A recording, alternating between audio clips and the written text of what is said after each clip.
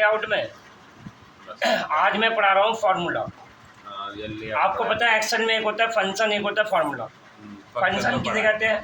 Function इसे कहते हैं सम, मैक्सिमम, मिनिमम, एवरेज, पावर, ये सारे फंक्शन है। और फार्मूला किसे कहते हैं पता है? Combination of function. जब मैं एक से ज़्यादा फंक्शन को ज्वाइन करूँगा, जैसे मैंने सम लगाया, मैंने वी लुकअप लगाया, मैंने एच लुकअप लगाया, मैंने काउंट लगाया, तो एक से ज़्यादा मैं फंक्शन ज्वाइन कर रहा हूँ, तो ये हो गया फार्मूला। अगर कोई कहता है फार्मूला क्या होता है, आप कहेंगे कॉम्बिनेशन ऑफ फंक्शन। जब हम छोटे छोटे फंक्शनों को ज्वाइन करते हैं तो आपका फार्मूला तैयार हो जाता है। और फंक्शन इसे कहते हैं, जैसे मैं निकाल रहा हूँ equal to sum, equal to max, equal to mean, तो ये सारे क्या है? फंक्शन है। समझ में आ गया फंक्शन है फार्मूला। तो यही एक फार्मूला का कैटेगरी दे रखा है, जो मैंने अलग से कराया ना, बहुत सारे प्रैक्टिस पढ़ाए थे, तो ये अलग अलग कैटेगरी दे रखा है।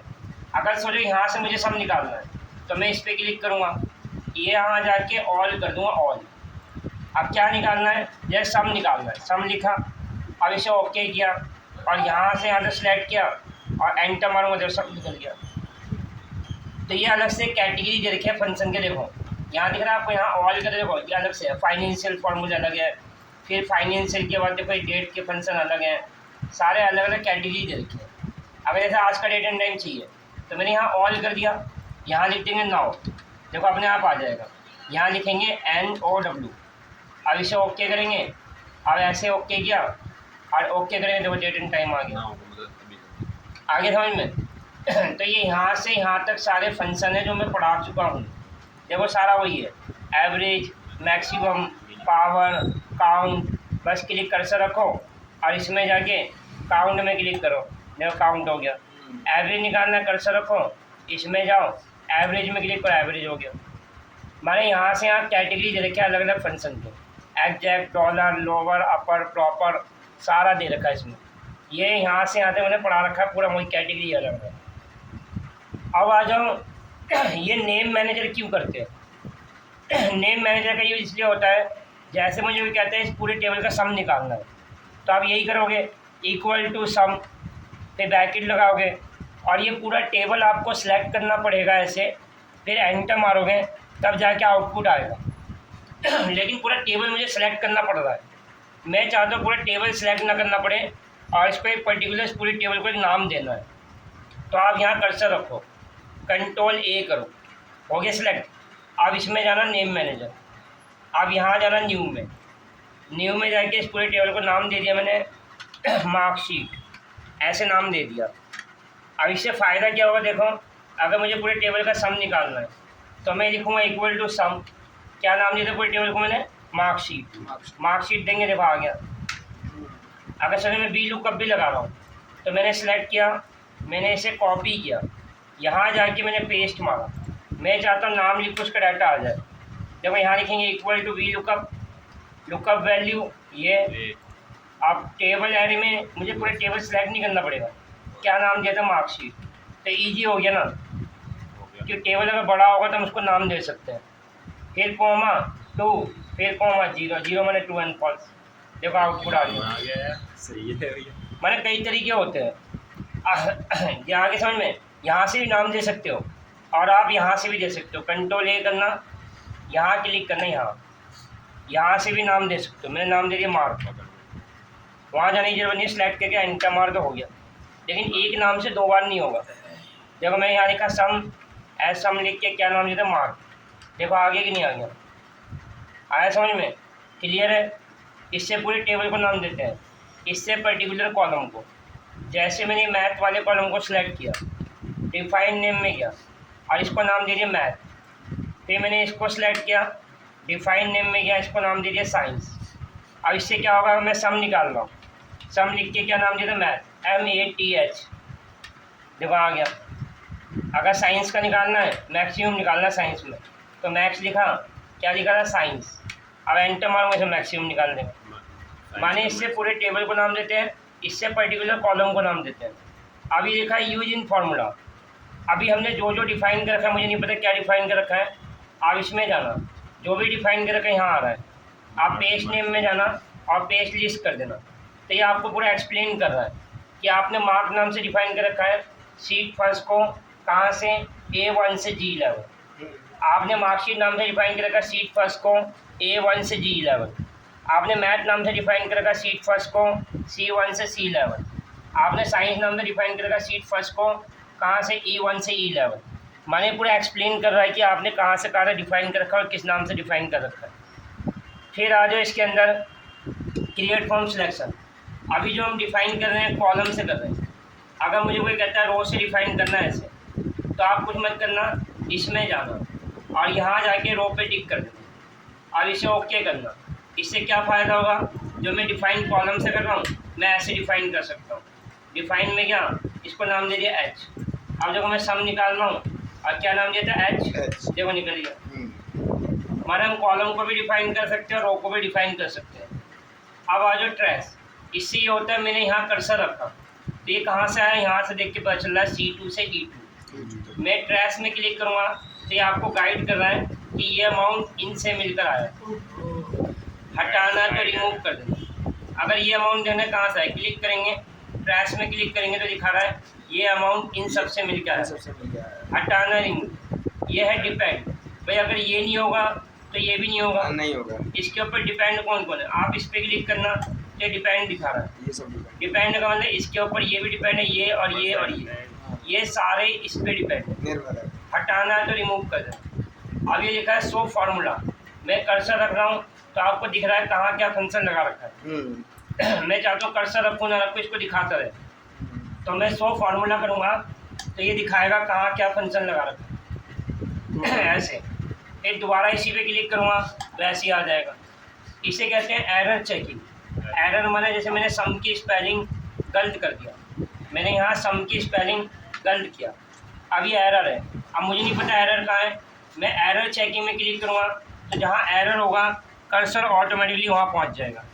फिर मैं नेक्स्ट करूँगा तो जहाँ जहाँ एरर होगा वहाँ पहुँच जाएगा। अब इसको सही कैसे करेंगे, यहाँ हम स्पेलिंग सही करेंगे तो ये आपका एरर सही हो गया।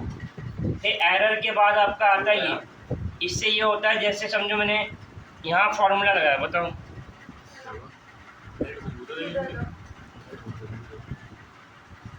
ये ट्रांसफ़र कर रहे हैं तो ये कह रहा है क्या लिखा, रिजल्ट 2। मैंने यहाँ रिजल्ट 2 लिखा। रिजल्ट 2 में क्या होता है, फार्मूला लगता है ना, क्योंकि एक संग में दो फंक्शन लगाता हूँ, इफ़ और साथ में मीन लगा रहा हूँ, तो दो फंक्शन लगा रहा हूँ ना एक संग। पहला सब्जेक्ट कहाँ पर है C2 और लास्ट सब्जेक्ट कहाँ पर है E2। C2 से E2 ब्रैकेट लगाया, greater than and equal to.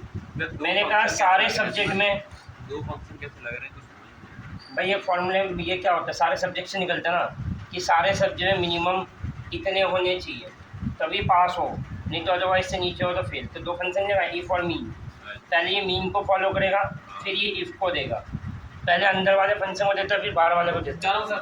ठीक है जी। फिर कोमा डबल एपॉस्ट्रोफी वो पास होना चाहिए, नहीं तो अदरवाइज इससे नीचे वाला फेल हो जाए। ऐसे ब्रैकेट क्लोज एंटर। अब सेलेक्ट करके मैं कंट्रोल D करता हूँ। अब मुझे ये तोड़ के देखना है ये एक्चुअल में आउटपुट आया कहाँ से। तो आप कोई भी फार्मूला जो लगा रखा है, जैसे मैथ में तोड़ के दिखते ना आउटपुट, देखो इसमें क्लिक करना ऐसे, फिर इस पर क्लिक करना, देखो पहले इसने मीन को दिया, फिर इस पर क्लिक किया ट्रू को दिया, फिर इसने इफ़ को दिया। मतलब हम कोई भी फार्मूले को तोड़ के देख सकते हैं एक्चुअल में आउटपुट आया कहाँ से, इवैल्यूएट करके। हाँ। फिर आ जाओ इसके अंदर ये, इससे ये होता है जितना आपका डाटा इम्पोर्टेंट है फंक्शन, तो आप इसके अंदर स्टोर करके रख सकते हो। कैसे रखेंगे, इस पर क्लिक करेंगे, ऐड में जाएंगे, अब जितना इम्पोर्टेंट है आप उसको सेलेक्ट करना और इसे ऐड करना, तो ये सारा स्टोर हो गया। देखो अभी ये फाइल बुक 1 नाम से सेव है, सीट कौन सी है, फर्स्ट है, जिस सेल की एंट्री करी है वहाँ पर F1 है और वहाँ ये लिखा हुआ है। फिर ये दिखा रहा है ये सीट फर्स्ट है, दूसरे सेल की जो एंट्री करी है F2 है, वहाँ ये अमाउंट है और ये फंक्शन लगा हुआ है।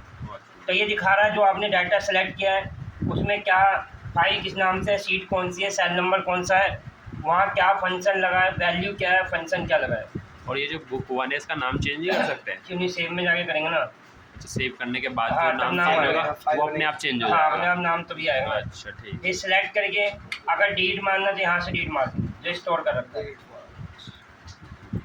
फिर आ जाए इसके अंदर 2 ऑप्शन है, ऑटोमेटिकली और एक मैनुअल। ये ऑटोमेटिकली और मैनुअल एक्चुअल में होता क्या देखो, जैसे अगर आपको किसी ने क्वेश्चन पूछा ऐसे, किसी ने आपको अमाउंट दे दिया ऐसे, और उसने कहा कि एक काम करो, मैंने इसको सेलेक्ट किया, मैंने इसे कॉपी किया और यहाँ जाके मैंने पेस्ट मार दिया, ऐसे डाटा को मैंने पेस्ट मार दिया।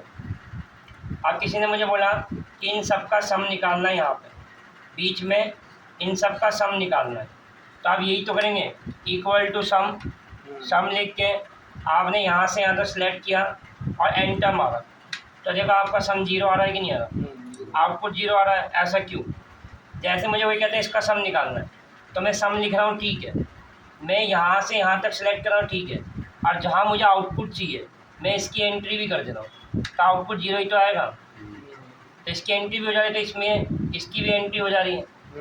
अब देखो मैं इसके यहाँ सम निकाल रहा हूँ, सम लिख के मैंने यहाँ से यहाँ तक सेलेक्ट किया, एंटर मारा, अब तो निकलना चाहिए आउटपुट। अब 0 क्यों आ रहा है?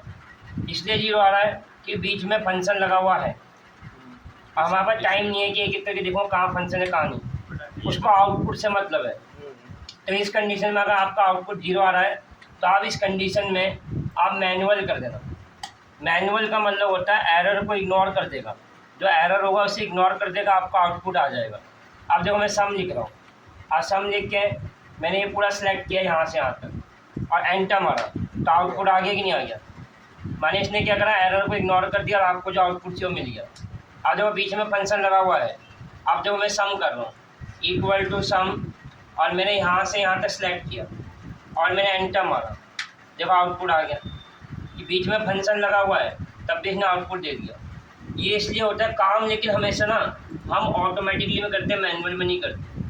काम हमेशा हम ऑटोमेटिक में करते हैं, मैनुअल में नहीं करते। लेकिन अगर हमारा आउटपुट 0 आ रहा है और आपको आउटपुट से मतलब है, तो आप मैनुअल करके निकाल के दिखा सकते हैं। मैनुअल का मतलब एरर को इग्नोर कर देगा और आपको जो आउटपुट चाहिए वो मिल जाएगा। और फिर बाद में ऑटोमेटिक कर दो। ऑटोमेटिक में तो काम करते ही हम, लेकिन अगर किसी ने पूछा मैनुअल ऑटोमेटिकली मतलब क्या है, तो आप एक्सप्लेन कर सकते हो। और आउटपुट आपका 0 आया तो मैनुअल करके से आउटपुट निकाल के दिखा सकते हो। वो ये देखना चाहता है कि आपको मैनुअल और ऑटोमेटिकली का मतलब पता है कि नहीं। लेकिन काम हमेशा हम ऑटोमेटिकली में करते हैं, मैनुअल में नहीं करते। अब ये यहाँ से भी ऑप्शन ले सकते हो, लो करो।